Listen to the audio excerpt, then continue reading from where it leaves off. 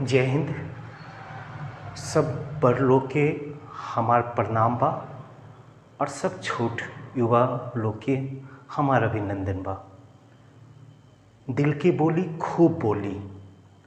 आज हम बात करत तनी आपन भाषा भोजपुरी के कि भोजपुरी में भी जे मिठास बा वो मिठास के अनुभव करे खातिर आज जे हम क्लास ले जातनी वो भोजपुरी भाषा में हम कोशिश करत तनी कि लोग तक सब तथ्य के पहुंचा पाएँ। भोजपुरी से हमरा एक खास लगाव एक खातिर भी बा कि हम भोजपुरी भाषी क्षेत्र में जन्म ना ले रहनी। हम पूर्णिया में ले रहनी और बाद में हमरा ये पवित्र भूमि के साथ जुड़ के काम करे के मौका मिलल। आज भोजपुरी भाषा क्षेत्र हमार कर्म भूमि बन गई बा और ये भाषा की मिठास हमरा कहीं ना कहीं उद्वेलित करेला, एक खास मधुरता प्रदान करेला संवाद में और एक दूसरे के साथ जे संबंध स्थापित होला लागेला कि इमें एक प्रणत्व बा, एक दूसरे के प्रति इतना मिठास बा। तो ये खातिर एक कार्यक्रम शुरू करे जातनी कि हर सप्ताह एगो वीडियो आपन भाषा में बनी, सबसे मीठी भाषा में। एकर मधुरता के कहीं तुलना नहीं है। कोई भाषा हमार भोजपुरी के तुलना में श्रेष्ठ नहीं हो सकत। तो खूब बोली, दिल के बोली, एकरा साथ आज हम बात करें जानत नहीं मोदी जी के मंत्रिमंडल के विस्तार हो गई आज से 3 दिन पहले। सब कोई जाना था कि मोदी जी से बहुत आशा बा, भारत के लोग के भी और दुनिया भर के लोग के।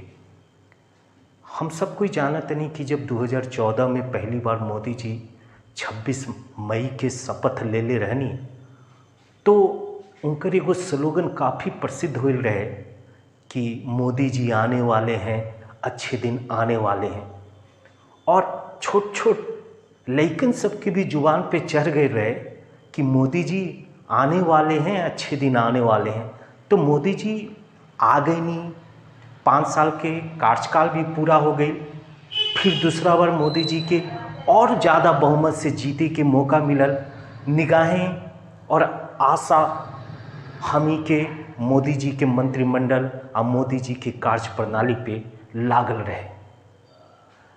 मोदी जी 2 साल से काम करते नहीं रोरा। सब कोई जानते नहीं कि दूसरी जो मंत्रिमंडल कायम हुई, दूसर बार जो शपथ लेनी वो लेनी 30 मई 2019 के 30 मई 2019 के शपथ लेनी। क्योंकि हमार संविधान में 2 अनुच्छेद काफ़ी महत्वपूर्ण होला। पहला अनुच्छेद बा 74 नंबर के और दूसर नंबर अनुच्छेद बा 75 नंबर के।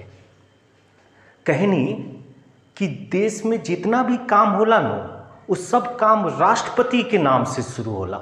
ये खातिर कहल जाला कि भारत के जे राष्ट्रपति बा वो देश के सर्वोच्च पद पे आसीन बानी। भारत के राष्ट्रपति देश के प्रधान कहल जानी।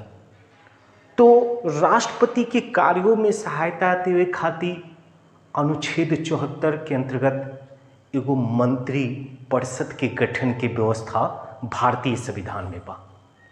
और अनुच्छेद 75 के अंतर्गत वह मंत्रिपरिषद के गठन होला और वो मंत्रिपरिषद के प्रधान के रूप में प्रधानमंत्री काम करल शुरू करेनी। क्योंकि 75 के अंतर्गत वहाँ के शपथ दिलवायल जाएला। भारत के राष्ट्रपति ही भारत के प्रधानमंत्री के आपन पद के शपथ दिलवाएनी। तो 74 और 75 से ये जानकारी मिला था हमें कि प्रधानमंत्री तो अनुच्छेद 75 के अंतर्गत वो मंत्रिपरिषद के प्रधान के रूप में शपथ ले लेनी और मंत्रिपरिषद की भी गठन हो गई। 2 चीज आवता रोरा देखें कि जब मंत्रिमंडल गठित होला तो मंत्रिमंडल ना कह के ओकरा हमी की कहनी सन रोरा काउंसिल ऑफ मिनिस्टर्स, मंत्रिपरिषद। मंत्रिपरिषद एगो बड़ शब्द बा, बड़ इकाई बा। मंत्रिपरिषद के अंतर्गत ही मंत्रिमंडल बा। जनरली हमी के बोलचाल के भाषा में कही नहीं सन कि मंत्रिमंडल गठन हो गई तो मंत्रिमंडल के गठन ना होला, हमेशा गठन होला मंत्रिपरिषद के। और वो मंत्रिपरिषद में रोरा 3 स्तर पे और अब तो 4 स्तर पे मंत्री देखल जाता है। अभी हमी के महसूस करे निसन के जो मंत्रिपरिषद होला, काउंसिल ऑफ मिनिस्ट्री, ओमे एगो कैबिनेट मिनिस्टर होला जेकरा मंत्रिमंडल कहल जाए। दूसर प्रकार के स्वतंत्र प्रभार वाले मंत्री बनता लोग। तीसरा प्रकार के जो मंत्री होता ओकरा हमें के राज्य मंत्री कहत निसन। और पूर्व में रहे उप मंत्री के भी व्यवस्था, लेकिन पिछला कई वर्षों से देखल जाता है कि कोई भी प्रधानमंत्री अपन मंत्रिपरिषद में उप मंत्री के विभाग नहीं खे देते, यानी उप मंत्री वाला कोनो विभाग ही स्थापित नहीं खे करत लोग, क्योंकि जरूरत ही महसूस नहीं होत कि मंत्रिमंडल में उप मंत्री भी बनाए जाए। तो हमी के क्या याद रखे के बाकी जो मोदी जी बानी प्रधानमंत्री और मोदी जी एगो मंत्रिपरिषद के गठन कैले बानी, और उ मंत्रिपरिषद में मंत्री के स्तर तय होइल बा। समझे तनी लो कि हम का कह के चाहते नहीं, हम कहते नहीं कि उ मंत्रिपरिषद में मंत्री के स्तर बा, जे सबसे श्रेष्ठ मंत्री बा, जे प्रधानमंत्री के साथ बैठक में भाग लेवेला, ओकरा हमें के कहनी सन कैबिनेट मंत्री। उहे कहल जाला मंत्रिमंडल, जे प्रधानमंत्री के साथ विभिन्न मीटिंग्स में पार्टिसिपेट करी लोग, जे प्रधानमंत्री के साथ भाग लेवे वाला लोग मंत्री बा, वो कैबिनेट मंत्री मंडल के मेंबर होला, वो कैबिनेट मंत्री कहल जाला।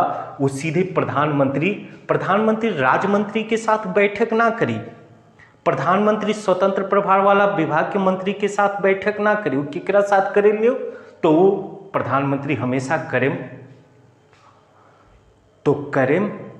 जे कैबिनेट मिनिस्टर्स बा उनके साथ।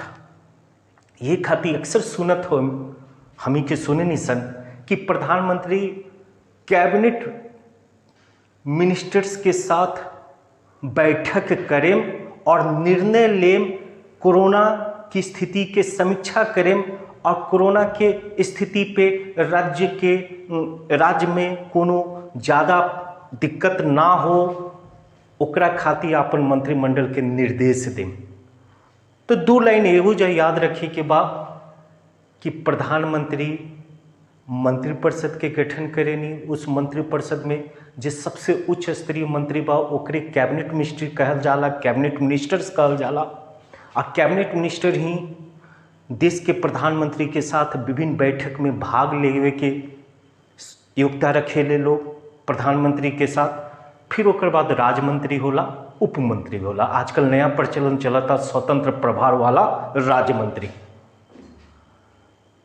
एक चीज और बता देवे कि चाहिए हमरा कि पहले होत रहे कानो कि कोई भी मंत्रिमंडल जम्बो मंत्रिमंडल बन जाता रहे, क्योंकि मंत्रिपरिषद के संख्या कितना रही, मंत्रिपरिषद में शामिल होने वाले मंत्रियों की संख्या कितना रही, ये तय या मुकर्रर ना रहते। जे प्रधानमंत्री या मुख्यमंत्री के जैसन लागत रहे, आवश्यकता महसूस करते रहे, उतना मंत्री वो लोग बना देते रहे। तो केंद्र में तो थोड़ा सोच समझ के मंत्रिमंडल के मंत्रिपरिषद के गठन हमेशा से होते रहे, लेकिन राज्यों में स्थिति ये हो जाता रहे कि अलग अलग दल के साथ जब कोई सरकार गठित होते रहे, तो सब दल के लोग के खुश करे खातिर जितना लोग अल्पमत वाला सरकार के समर्थन देते रहे, ओमे से अधिकांश लोग के मंत्री पद दे दल जाते रहे। तो मंत्रिपरिषद जो हो जाते रहे ना जम्बो मंत्रिमंडल। अब बिहार में ये दुर्भाग्य रहे कि कई बार अल्पमत सरकार हमी के देखनी सन, और वो अल्पमत सरकार विशाल मंत्रिपरिषद से संचालित होते रहे। लेकिन इस स्थिति के रोके के पड़ल, और संविधान में जे अनुच्छेद 75 के अंतर्गत ही केंद्र में राउर मंत्रिपरिषद के गठन होला, और मंत्रिपरिषद के प्रधान जो होले वो प्रधानमंत्री होले।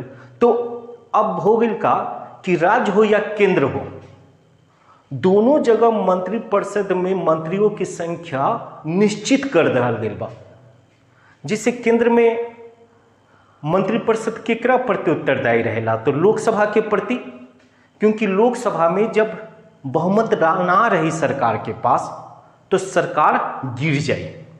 क्योंकि लोकसभा में अगर 545 मेंबर बा तो हम और रौरा जानत नहीं कि 545 के आधा 273 होला तो 2272.5, लेकिन यही खातिर कहल जाला कि मैजिक नंबर जे बा, जादुई नंबर, वो बा रौरा कितना?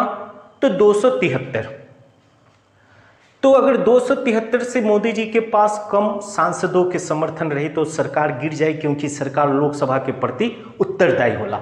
हम ये 2-4 चीजें एक खातिर बता देवे के चाहते नहीं कि रौरा ये मंत्रिपरिषद का होला, मंत्रिमंडल का होला, ये मिनिस्ट्री ऑफ स्टेट का होला, ये सब चीजों से रौरा समझ रहे। ये क्यों ना कि हाँ गिरिराज सिंह जी मंत्री बन गए, नहीं उनकर प्रमोशन हो गई, काहे भाई? तो ग्रामीण विकास मंत्रालय उनकरा मिल गई, उनकरा पंचायत मिनिस्ट्री मिल गई, तो हम ही के ढोल बजायल शुरू कर दे निसन। लेकिन जानकारी होए के चाहिए कि वो अगर कैबिनेट मिनिस्टर बानी तो उनकर पोर्टफोलियो बा का, उनकर मंत्रालय के काम कैसन बा, तो हम ही के वो पे भी नजर रखें सर। लेकिन पहले जा 2 लाइन समझे के बा। पहला कि रौरा देख ली कि हम का कहते नहीं, हम कहनी कि अब संविधान में संशोधन कर देहल गई बा। संशोधन 2003 में होइल रहे। संशोधन की संख्या बया 91, 91, यानी 91 नंबर संशोधन जे बा, वो संशोधन के अंतर्गत अब ई कर दहल गई बा कि लोकसभा में जितना मेंबर होलन वो मेंबर के अधिकतम 15% सदस्य के ही मंत्रिपरिषद में शामिल करल जा सकता। जैसे कि 545 में 15% अगर देखें रौरा तो मात्र 81 लोग के ही मंत्री बने के अब प्रावधान बा। क्योंकि अब संविधान हमार कहता 2003 से 91 नंबर संशोधन के माध्यम से कि मंत्रिपरिषद की संख्या कितना हुई, तो मंत्रिपरिषद में शामिल होने वाले मंत्रियों की संख्या मात्र हुई कुल लोकसभा के सदस्य संख्या के 15% अधिकतम। प्रधानमंत्री के लेके तो वो संख्या पूरा होता है 81। और आज के डेट में देखें कि 77 गो मंत्रिपरिषद के मंत्री लोग बा और ये गो प्रधानमंत्री, तो अगर दोनों जोड़ दल जाए तो टोटल 78 होता। लेकिन कैबिनेट मिनिस्टर्स, स्टेट मिनिस्टर्स, इस सब में शामिल होने वाले मंत्रियों की संख्या और प्रधानमंत्री के दोनों के जोड़ दल जाए तो अभी रौरा देखें कि 78 लोग बा। और राज्य में क्या होता कि राज्य में जैसे बिहार में अगर बात करल जाए तो 243 सदस्य बा। अब राज्य में भी ये व्यवस्था बा। रौरा देखें कि राज्य में विधानसभा की जितना सदस्य संख्या होला वही सदस्य संख्या के अधिकतम 15% ही मंत्रिपरिषद में लोग शामिल हो सकता। जैसे बिहार में अगर 243 बा तो 243 के 15% कितना हुई? 14 और 12, यानी अधिकतम रौरा देख सकते नहीं कि 37 गो लोग ही मंत्रिपरिषद में शामिल हो सकता। तो ये जे रिस्ट्रिक्शन बा ये काफ़ी फायदेमंद बा। खर्चा कम बा, मंत्री लोग के ऊपर कई सुविधा देवे के पड़ेला, आवास देवे के पड़ेला, मंत्रिपरिषद के सुरक्षा, मंत्री जे लोग बनेला ओकरा सुरक्षा देवे के पड़ेला। तो ये कंडीशन आज के डेट में बढ़िया कहल जाई। तो आज मोदी जी के जो मंत्रिपरिषद बा हम देख ली, रौरा जानत होइम कि 30 मई 2019 के जब वहाँ के प्रधानमंत्री बननी तो अपन मिनिस्ट्री के काउंसिल ऑफ मिनिस्ट्री के मंत्रिपरिषद के जब गठित कैनी तो उनमें कुल 53 लोग शामिल रहे। और 53 लोग में से रौरा देखें कि किस प्रकार से 12 गो मंत्री के वहाँ के अभी जे बानी कहनी कि रौरा लोग काम कैले बानी या रौरा लोग श्रेष्ठ बानी, लेकिन अब हमरा नया मंत्री परिषद के जरूरत बा, अब हमरा नया टीम के जरूरत बा, क्योंकि बहुत ऐसा काम बा जे रुक गई बा। कहल जाला कि कोई भी सरकार दो चीज़ पे काम करेला, एगो स्पीड और दूसरा स्किल। स्किल फुल जे मंत्रालय होला, रोरा जाने कि जेकरे अंदर स्किल बा, योग्यता बा, कौशल बा, कोई काम के करे के प्रति जे लगन बा, तो स्किल अगर बा तो काम में स्पीड भी आई। रोरा अगर स्किलफुल नहीं खी तो और काम में स्पीड नहीं खी आ सकत। तो जे मंत्री के पास स्किल बा, कौशल बा, अपन मंत्रालय के प्रति काम के जुनून बा, देश हित में जनता के प्रति कर्तव्य बोध बा, वो बहुत सुंदर काम के ओकर मंत्रालय बहुत बढ़िया काम करके लोग के बताए में कामयाब हो गए कि हाँ, जनता के दुख दर्द के दूर करे के मोदी जी के कोशिश लगातार चलता। लेकिन बहुत सारा ऐसे मंत्रालय जैसे रोरा देखें कि स्वास्थ्य मंत्रालय कोरोना काल ने स्वास्थ्य मंत्रालय के पोल खोल देलक। मोदी जी जैसे प्रधानमंत्री के रहे के बावजूद भी स्वास्थ्य सुविधाओं में इतना अंतर देखल गई। कुछ राज्य बेहतर कैलक, कुछ क्षेत्र विशेष कैलक अच्छा काम, आ कुछ जगह काम इतना ढीला ढाला नजर अयलक कि मोदी जी के अपन मंत्रिमंडल में स्वास्थ्य विभाग जैसन, शिक्षा मंत्रालय जैसन कैबिनेट मिनिस्टर्स के हटाए के पड़ल और नया टीम गठित करल गई। तो ये जे टीम बनायल गई बा, जी टीम के मोदी जी कहतनी कि दलितों के सरकार बा, ई ओबीसी के सरकार बा, ई अल्पसंख्यक के सरकार बा, ई सब कोई के सरकार बा जे देश हित में काम करे के चाहता। लेकिन एजा हम दो शब्द मोदी जी से कहे के चाहतनी कि मोदी जी राउर मंत्रिपरिषद जे गठित होइल बा, जिनमें पहली बार 27 गो ओबीसी वर्ग के लोगन के मंत्री बने के मौका हासिल हुए। पहली बार भारतीय इतिहास में एक साथ 11 गो महिला मंत्री के भी हमी के देखतनी सन कि पहली बार ऐसा कोई मंत्रिपरिषद हमी के नजर आवता जिनमें 11 गो महिलाएं शामिल बारी। रोरा देखें कि शेड्यूल कास्ट के 12 लोगों के मोदी जी के मंत्रिपरिषद में शामिल होए के मौका मिलल बा। शेड्यूल ट्राइब्स के 8 लोगों के मंत्रिपरिषद में शामिल होए के मौका मिलल बा।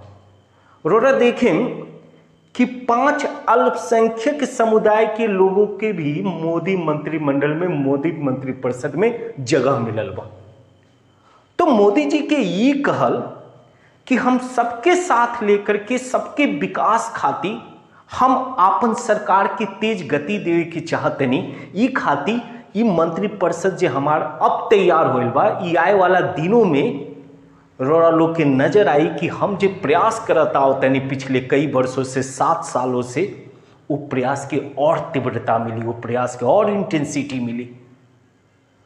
तो मोदी जी के मंत्रिपरिषद में अभी 30 कैबिनेट मंत्री शामिल बा लोग, 2 गो स्वतंत्र प्रभार के मंत्री शामिल बा लोग और 45 गो राज्य मंत्री बनल बा लोग। तो 45 2 47 होला और 30 गो कैबिनेट मिनिस्टर 77 गो, 77 गो लोग के बा। तो ये प्रधानमंत्री मोदी जी के साथ दे वाला लोग बा, ये काउंसिल ऑफ मिनिस्ट्री के अंग बा लोग, मंत्रिपरिषद के हिस्सा। अब रोरा देखम कि बिहार के रविशंकर प्रसाद जी जे कानून मंत्री भी रहनी, उनका इस्तीफा देवे के पड़ल। बहुत लोग के दिल में दर्द उठल कि बिहार के एक अच्छा सम्मानित नेता के काहे मोदी जी हटा देनी। अब मोदी जी कार्य की समीक्षा करत हो, हम नहीं जानत कि मोदी जी कौन कौन आधार पे अपन मंत्रिपरिषद में बदलाव ले बानी। लेकिन जी एगो विशेषज्ञ के रूप में, प्रतियोगी परीक्षा की तैयारी करवाए वाला एक सम्मानित सदस्य के रूप में हम यह मानत नहीं कि आए वाला दिनों में चुनाव भी बा 2000 रोरा देखें कि 22 में उत्तर प्रदेश में भी चुनाव बा, गुजरात में भी चुनाव बा। और चुनाव जब रहेला और इतने बड़ राज्यों में चुनाव बा, गुजरात मोदी जी के गृह राज्य बा, उत्तर प्रदेश भारत के सबसे बड़ राज्य बा, तो इन दोनों राज्यों में वोट लेवे के बाद, क्योंकि लोकतंत्र में लोगों के मत ज़्यादा महत्वपूर्ण होला, तो मोदी जी के प्रयास बा कि आए वाला चुनावी वर्ष में ई मंत्रिमंडल के कार्य के लोग समीक्षा करी और ई मंत्रिमंडल में शामिल होए वाला लोगों के कारण भी हमरा जीत के मौका मिल पाई। तो मोदी जी अपन मंत्रिपरिषद में देखत नहीं कि ओबीसी वर्ग के 27 लोग, ऐसे नहीं कि ओबीसी वर्ग के, शेड्यूल कास्ट वर्ग के, शेड्यूल ट्राइब्स वर्ग के लोगों के शामिल करे के पीछे केवल राजनीतिक मनसा बा। उन लोगों में योग्यता बा, कूट कूट के योग्यता भरल गई बा। आज कोई भी मंत्री बिना योग्यता वाला शामिल नहीं हो पाता, क्योंकि अब नया भारत के निर्माण के और तेज गति से सरकार बढ़े के प्रयास में बा। ऐसी परिस्थिति में ये भारत की खूबसूरती बा कि अब जे वर्ग पूर्व में मंत्रिपरिषद में ना पहुंच पाते रहे, अब ओकर बहुतता में उपस्थिति देखल जाई। 27 ओबीसी वर्ग कहल जाता है कि 35% से ज़्यादा, यानी कि अगर हमारा मंत्रिपरिषद मोदी जी के देखल जाए तो ओबीसी वर्ग के 35% से ज़्यादा ओबीसी वर्ग के रिप्रेजेंटेटिव नजर आई। तो हमें के कुछ आलोचना भी करें सन और कुछ एक सकारात्मक पक्ष भी रखे के प्रयास हुई। 2-3 चीज़ें सर्वाधिक महत्वपूर्ण हो जाता और नज़र रखें कि जो मोदी मंत्रिमंडल बा भाग 2, वो मोदी मंत्रिमंडल में नरेंद्र मोदी जी डोरा जानत नहीं कि कार्मिक विभाग के, पेंशन विभाग के कई ऐसे मंत्रालय जे दूसर कोई के पास नहीं थे, उस सब मंत्रालय मोदी जी के पास ही रहेला। राजनाथ सिंह जी रक्षा मंत्री बानी, अमित शाह जी गृह मंत्री के साथ साथ सहकारिता मंत्रालय भी वहाँ के पास बा। अतिरिक्त जिम्मेदारी सहकारिता मंत्रालय के रोरा अमित शाह के पास पहुँचल। नितिन गडकरी साहब सड़क परिवहन राज्य मार्ग मंत्रालय यहाँ के पास बा। आप जानत नहीं रोरा कि जितना भी राष्ट्रीय राजमार्ग बनता या राज्य राजमार्ग बा या सड़क परिवहन की बात करत नहीं, नितिन गडकरी साहब के पास बा। निर्मला सीतारमण जी वित्त मंत्रालय, एस जयशंकर जी विदेश मंत्रालय, स्मृति ईरानी जी के मंत्रालय में फेरबदल हुई बा और यहाँ की महिला एवं बाल विकास मंत्रालय के कैबिनेट मिनिस्टर बनाए गए बानी। महिलाओं के विकास, बाल के विकास, छोटे छोटे बच्चों के यानी महिला एवं बाल विकास मंत्रालय स्मृति ईरानी जी के पास बा। पीयूष गोयल साहब रोरा जानत नहीं कि वाणिज्य एवं उद्योग मंत्रालय, कपड़ा मंत्रालय, उपभोक्ता मंत्रालय, पूर्व में यहाँ के रेल मंत्री भी रहनी, लेकिन अब रेल मंत्री के प्रभार यहाँ से लेकर के रोरा देखें कि किस प्रकार से वो विभाग बदल गए बा और अब जे बा अश्वनी वैष्णव साहब के पास रेल मंत्रालय और इंफॉर्मेशन एवं टेक्नोलॉजी मंत्रालय बा। हम सब पे बात करें रोरा लोग कि ये याद रहे कि चाहिए कि नए मंत्रिपरिषद में पीयूष गोयल जी के पास कौन सा कैबिनेट मिनिस्ट्री बा, तो रोरा याद रहे कि चाहिए वाणिज्य उद्योग कपड़ा मंत्रालय उपभोक्ता मंत्रालय पीयूष गोयल जी के पास बा। धर्मेंद्र प्रधान जी के रोरा जानत हुए और बहुत बढ़िया बात बा कि धर्मेंद्र प्रधान जी बिहार से जुड़ल रहनी। पहले पेट्रोलियम मंत्रालय यहाँ के पास रहे, लेकिन अब यहाँ के मानव संसाधन मंत्री यानी शिक्षा मंत्री के मानव संसाधन ह्यूमन रिसोर्सेज मिनिस्ट्री कहल जाला। पहले शिक्षा मंत्री शिक्षा मंत्रालय कहल जात रहे, तो ये शिक्षा मंत्री यानी रोरा देखें कि के बा एजुकेशन मिनिस्टर, अगर कहल जाए पहले मानव संसाधन मंत्रालय कहल जाता है, अब शिक्षा मंत्री तो धर्मेंद्र प्रधान जी। नारायण राणे जो महाराष्ट्र से संबंधित बानी, यहाँ के बानी लघु सूक्ष्म उद्योग मंत्रालय के यहाँ के कैबिनेट मिनिस्ट्री हासिल बा। सूक्ष्म लघु और मध्यम उद्योग। अनुराग सिंह ठाकुर के नाम बहुत कम उम्र में, मात्र 46 साल में अगर कैबिनेट मिनिस्टर बनल बानी यहाँ के, तो अनुराग सिंह ठाकुर जी बानी सूचना एवं प्रसारण मंत्रालय इनका पास बा, युवा मंत्रालय के प्रमुख बानी यहाँ के, और स्पोर्ट्स मिनिस्टर भी यहाँ के बनाए, यानी खेल कूद मंत्री भी अनुराग सिंह ठाकुर ही बानी। हम बाद में फिर विश्लेषण करें, मजा आई रोरा लोग के 1 by 1, लेकिन हमारा पास कंटेंट ज़्यादा बा, ये खातिर लोगों से हमारा आग्रह रहेला कि रोरा अगर हमार वीडियो देखें तो रोरा एक वीडियो में कोशिश करल जाला कि सभी महत्वपूर्ण तथ्यों के हम रोरा तक पहुंचा पाई।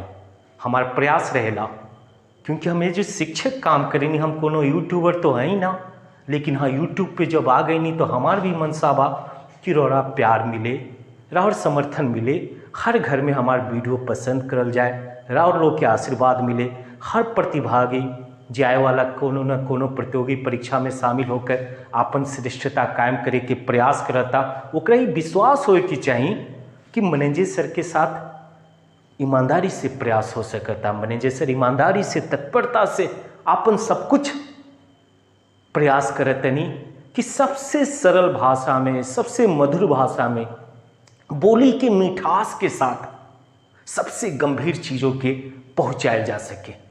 कोशिश बानू कि 15 बरस से लेकर के 75 वर्ष तक के लोग जब तक कि मोबाइल से जुड़ाव महसूस करत, तब तक लोग वीडियो की देखे और कमेंट करे। अगर अच्छा लगता तो कमेंट करे कि चाहिए। तो अनुराग सिंह ठाकुर कौन मंत्रालय के अभी कैबिनेट मिनिस्टर बन गई नी, तो यहाँ के बनल बानी सूचना एवं प्रसारण मंत्रालय, युवा मंत्रालय, खेलकूद विभाग, यहाँ के सब विभाग के मंत्री हो गए नी।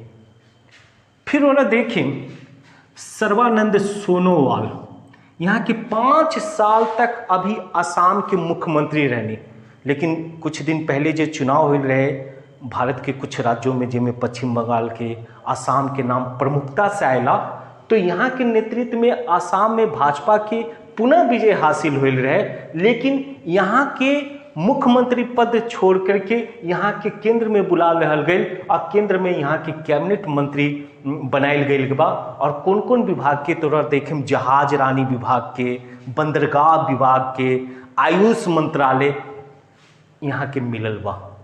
अब जहाज रानी मंत्रालय केकरा पास बा, बंदरगाह मिनिस्ट्री केकरा पास बा, आयुष मंत्रालय केकरा पास बा, तो सर्बानंद सोनोवाल। याद रही नू, याद रखे के भी पड़ी। विद्या कंठ और पैसा गठ। जे विद्या हमारा राउर कंठ में ना हो ना, वो विद्या की कोनो उपयोगिता नहीं खे, और जे पैसा हमार गठरी में नहीं खे, वो पैसे की का उपयोगिता बा। तो ये कोशिश हो कि चाहे कि विद्या कंठ में रहे, और विद्या कंठ में तभी रही जब रोरा ईमानदारी से प्रयास करें चीज़ों के सीखे के। पढ़ाई लिखाई एगो तपस्या बा। और अश्वनी वैष्णव साहब के बारे में तो यहाँ के IITN बानी, यहाँ के IAS रह चुकल बानी, विद्वान श्रेणी में आओ तनी अश्वनी वैष्णव साहब पे, क्योंकि रेल के कई काम करे के बाद मेट्रो में परिवर्तन, मेट्रो ट्रेन चली आए वाला दिनों में भारत में कई सारे ट्रेन में, और रेल विभाग के कार्य बहुत बड़ा स्तर पर बा। ये खातिर पीयूष गोयल साहब से परिवर्तित करके अश्वनी वैष्णव साहब के दहल गिल बा, और यहाँ की IT इंफॉर्मेशन एवं टेक्नोलॉजी, सूचना एवं प्रौद्योगिकी एवं रेल मंत्रालय के कैबिनेट मंत्री बनल बानी। तो रेल मंत्री के बनल बानी? अश्वनी वैष्णव। और ज्योतिरादित्य सिंधिया यहाँ के कांग्रेस में रहनी, लेकिन अब भाजपा में शामिल बानी, यहाँ के इनाम मिलल बा। हम कह सकतनी कि जे कांग्रेस के छोड़ करके भाजपा में शामिल हो के कुछ तो इनाम रहे के चाहिए। ये राजनीति है, जिन नीतियों से राज संचालित हो पाए वो नीतियां बनाई जाला। इनमें नैतिकता व्यक्तिगत ना आरोपित होला, हमें राज्य संचालित करे की। तो राज्य संचालित करे में ज्योतिरादित्य सिंधिया जी के भी रोल बा। मध्य प्रदेश में सरकार बनाए में यहाँ की भूमिका देखल जाए, यही भूमिका के कारण यहाँ की इनाम भी मिल गई। और इनाम मिल करके अभी नागरिक उड्डयन विभाग, सिविल एविएशन मिनिस्ट्री जे बा वो रोरा मिलल। तो ज्योतिरादित्य सिंधिया रोरा माधवराज सिंधिया के पुत्र बानी, कांग्रेस में भी यहाँ के मंत्रिमंडल में मंत्रिपरिषद में शामिल रहनी। और अभी नागरिक एवं उड्डयन मंत्री यहाँ के बानी। अब भूपेंद्र यादव जी के नहीं खे जानत। भूपेंद्र यादव जी कभी भी फ्रंट पे रहकर काम करे के सिद्धांत ना रखे। नहीं, यहाँ के बिहार में के इलेक्शन हो, कई जगहों के इलेक्शन में देखे में यहाँ के गुर, यहाँ की विशेष भूमिका निभानी। कभी यहाँ के लाइम स्ट्रीट में ना रहनी, ना कि हाँ आकर के लाइमलाइट में ना रहे की कोशिश करनी। यहाँ की इनाम पहली बार मिलल बा।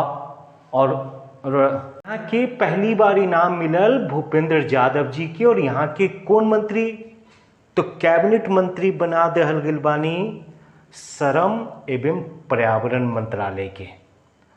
तो लेबर और इन्वायरमेंटल मिनिस्ट्री के पास बा, भूपेंद्र यादव जी के पास बा।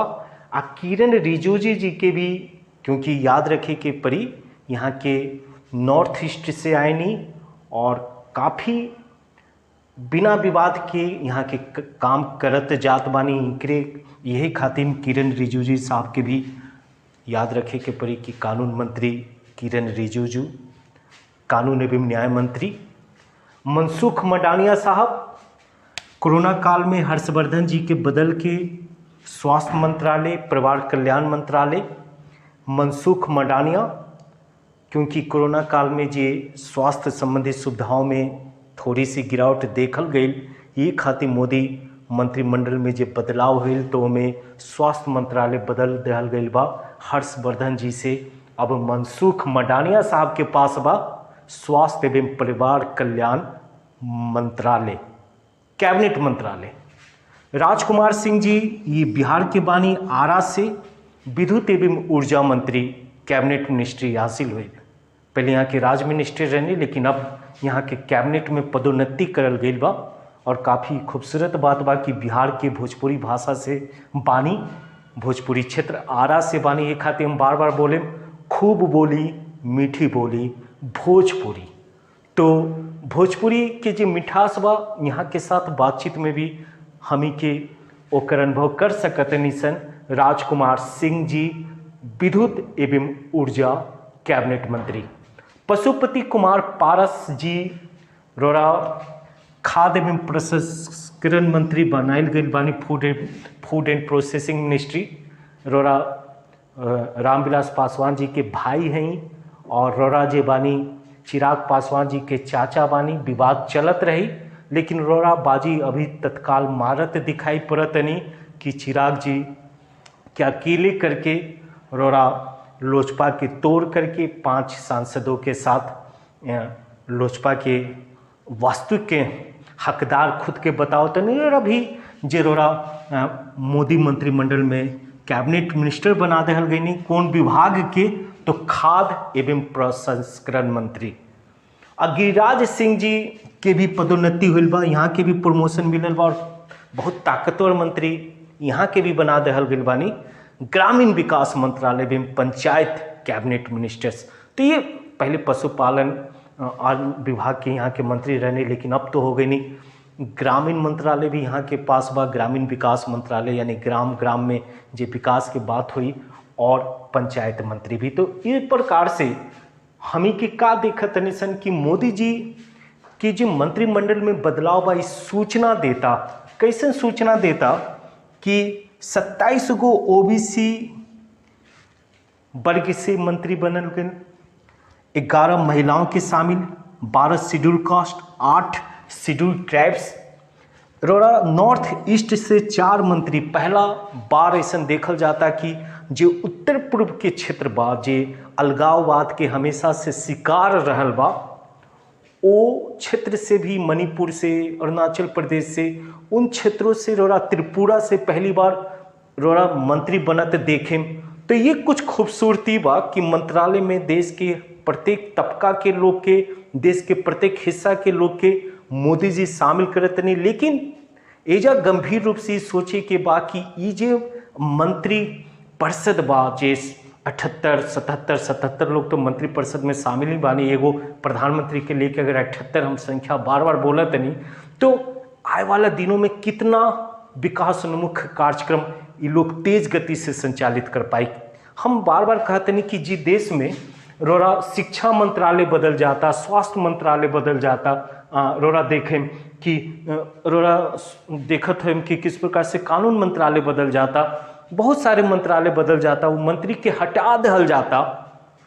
ये कहीं ना कहीं मोदी जी के सरकार जो पिछले 2 वर्षों से काम करता, कहीं ना कहीं इन लोगों के काम करे के तरीका पे प्रश्न चिन्ह लगावता कि इस तरीके की जे देश में सीबीएसई बोर्ड अगर एग्जामिनेशन कैंसिल करता तो शिक्षा मंत्री की जगह पे प्रधानमंत्री के आकर के मीडिया के संबोधन करे के पड़ता। जी देश में स्वास्थ्य के कोरोना काल में वैक्सीनेशन कब उपलब्ध हुई, कौन कौन कंपनी के वैक्सीन उपलब्ध हुई, एकर सूचना स्वास्थ्य मंत्री के जगह पे देश के प्रधानमंत्री के देवे के पड़ता। तो इसी बात पर कहीं ना कहीं ये दिखलावता कि मोदी जी के मंत्रिपरिषद में सब लोगन ने अपन काम के वह गतिशीलता ना दे पाए लोग, जी गतिशीलता की उम्मीद मोदी जी के भी रहे और राष्ट्र के भी रहे। तो बहुत कुछ बा, लेकिन हम तो इतना ही कहें कि सरकार न जाति से, न धर्म से, न शिक्षा और अशिक्षा से चली, सरकार चली विश्वास से, सरकार चली आम जनता के हित के ऊपर सोचला से। सरकार होला काहे खातिर, तो सरकार होला देश के आमूल, देश के हर चीज़ में परिवर्तन लाए खातिर। और जब तक आम जन के जीवन स्तर में बदलाव कोई सरकार ना ला पाई, तब तक उस सरकार के हामी के श्रेष्ठ सरकार बतलाए में संकोच करें सन। तो मोदी जी से बहुत सारी उम्मीदें बा, और लोग नजर आ रहा, बहुत सारे मंत्रियों की चर्चा करल जा सकता। जैसे कि हम रोड़ा से कह देनी कि अभी 30 गो केंद्रीय मंत्री बानी, तो जेकरा कैबिनेट मिनिस्टर्स कहल जाला, उनमें से जो महत्वपूर्ण कुछ विभाग बा रोड़ा सामने नजर अयलक। रोड़ा 45 गो राज्य मिनिस्टर बनल बानी, जिनमें से रोड़ा याद हो कि नित्यानंद राय बिहार से बानी, तो वहाँ के राज्य गृह मंत्री बानी। मीनाक्षी लेखी के नाम बहुत प्रमुखता से उठायल जाता, वहाँ के विदेश राज्य मंत्री बानी। तो सबके नाम जे पूछल जाला कभी कभी एग्जामिनेशन में कि निम्नलिखित में से कौन खाद्य एवं प्रसंस्करण मंत्री बनाए गए बिहार से, तो आपको नाम याद हो कि चाहे कौन चीज़ नाम याद हो कि चाहे, तो पशुपति कुमार पारस। अगर हम बोलें कि आरसीपी सिंह कौन मंत्रालय के मंत्री बनायल गए नहीं, तो आरपी सिंह वहाँ के बनायल गए नहीं, इस्पात मंत्रालय के मंत्री।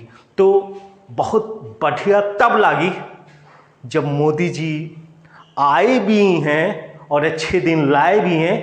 इस स्लोगन चली कि मोदी जी आयल बानी और मोदी जी अच्छा दिन लायल बानी, अच्छा दिन लायल बानी, तभी जाके खुशहाली हुई। और हम कोशिश करत रहे वालों के साथ जुड़े के, अपन भाषा में, अपन संवाद के साथ खूब बोली, मीठी बोली भोजपुरी। अब भोजपुरी बोलत बोलत कैसन लागल रौड़ा आज के बहुत ही समसामयिक विषय पे करेंट इवेंट्स के भी हम कोशिश करें कि हमें छोटी छोटी तथ्य जे जानल जरूरी बा ओकरा शामिल कर दी। हमारी अपन बा, ये हमार प्रयास रहेला कि वो 15 साल के भी बच्चा देखे तो ओकरा समझ में आए, और 75 वर्ष के भी केहू देखे तो ओकरा खुशी हो कि कोई टीचर प्रयास करता। और हमार प्रयास ओकरा जरूर महसूस होई जे तथ्य के सरलता से समझे के प्रयास करी। अब रोड़ा वीडियो समझनी कि मंत्रिपरिषद के बात हुई, मंत्रिमंडल के बात हुई तो मंत्रिपरिषद और मंत्रिमंडल में अंतर समझ गई नहीं, कितना मंत्रिपरिषद में अधिकतम मंत्री शामिल हो सकता है ये समझ गई नहीं, रोरा ये समझ गई नहीं कि अभी वर्तमान में कितना मंत्री कैसन कैसन बनल बा। लोग तो कैबिनेट मिनिस्टर 30 बनायल गेल बा, 2 जो स्वतंत्र विभाग के मंत्रालय बा और 45 जे बा राज्य मंत्री बनल बा। ओमे रोरा देखनी मुख्य विभाग, अब सर्बानंद सोनोवाल कौन विभाग के मंत्री बानी, अश्वनी वैष्णव जी कौन विभाग के बानी, ज्योतिरादित्य सिंधिया जी कौन विभाग के बानी, भूपेंद्र यादव जी कौन विभाग के बानी, सब याद रखे के पड़ी। ये भूले कि सवाल नहीं क्यों होते, बार बार हम कहते नहीं विद्या कंठ पैसा गठ, खूब आगे बढ़े की कोशिश बा। और अगर पसंद आवता हमार प्रयास, हमार मेहनत, हमार संकल्प, अपन मिट्टी के पवित्रता के भी हम शामिल करते जाए अपन वीडियो में, लेकिन सब जगह पहुँचाए के काम भी राउर बा। हर ऊप पढ़े वाला लोग जे भोजपुरी भाषी क्षेत्र के लोगों ओकरा कम से कम आत्मीयता के बोध हो, अपनत्व के बोध हो। ये खातिर हम कोनो भोजपुरी के मिट्टी से पलल बढ़ल नहीं खी, सब कोई जानता कि हम तो कर्म क्षेत्र बनैनी तो ही भोजपुरी के भी अपना दिल में आत्मसात कर लेनी। तो जय भारत, वंदे मातरम, भारत माता की जय, श्रेष्ठ सारन, ग्रेट इंडिया।